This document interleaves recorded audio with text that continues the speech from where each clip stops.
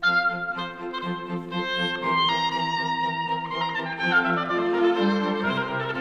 started music at a very early age. I began playing piano when I was 4 years old and took lessons from the age of 5. And music has been a part of my life ever since then. I started playing clarinet in 5th grade just because recorder was so natural for me. It was bringing me into that woodwind sphere. I saw a concert, actually at a small town orchestra concert in Wisconsin that featured the oboe, and I was fascinated with the sound.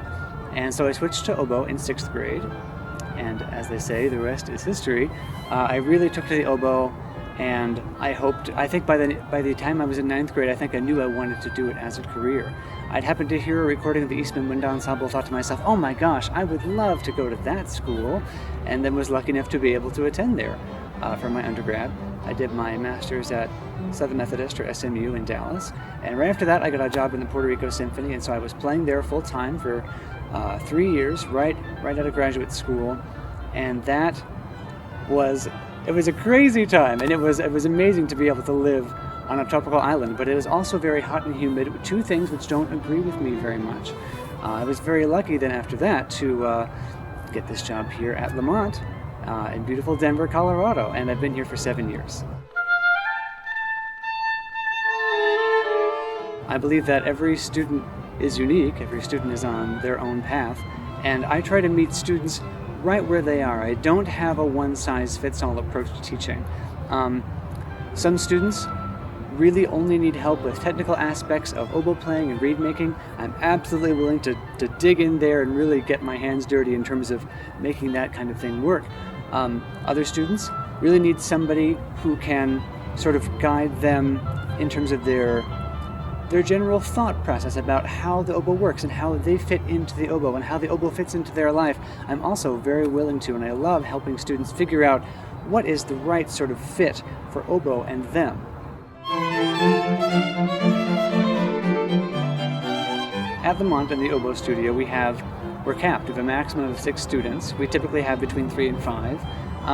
It tends to be mostly undergrad, but as in all small studios, those numbers change every year. Sometimes it's about half and half, but we tend to go for about 2/3 undergrad, 1/3 grad.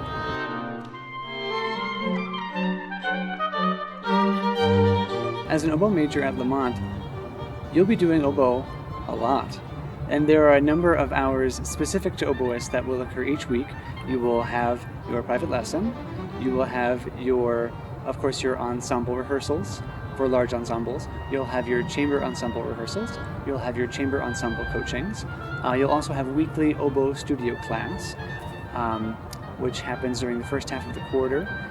The second half of the quarter, you'll have a woodwind performance class, which I think is a unique and really special opportunity that we have here at Lamont, which is that all the woodwinds meet all together for those second 5 weeks, meaning that we as faculty get to hear every student play, and students, I think crucially, get feedback from all the woodwind faculty every quarter.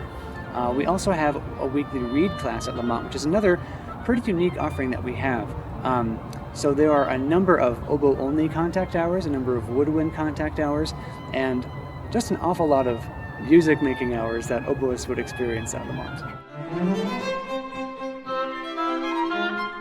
Well, there are lots of opportunities for oboists at Lamont. Because of that small studio size, nobody is ever cast aside, nobody is ever left waiting in the wings for any quarter at Lamont. Everybody is always playing. We have 2 large ensembles that oboists participate in, which are the Lamont Symphony Orchestra and the Lamont Wind Ensemble. Oboe majors are always playing in at least one of those. In terms of small ensembles, we have chamber music. Every oboe major is required to be in at least one chamber ensemble every quarter, so you will be playing in chamber music. Because of our small studio numbers, it means that the chamber experience here is more varied than in many other places. You won't just be doing woodwind quintet, for instance, for your entire degree. You might do a woodwind trio or quartet or quintet, or perhaps even a larger woodwind ensemble if there's interest and enrollment that supports it. Many universities, if they have reed rooms, and not all do, they're often small, dark, and kind of dismal.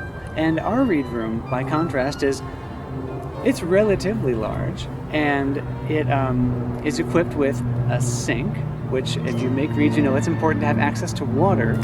There's also a microwave and a mini fridge, so you can bring your little snacks with you, so that you don't have to go anywhere else during read making. You can be sitting there and making reads for as long as you need to.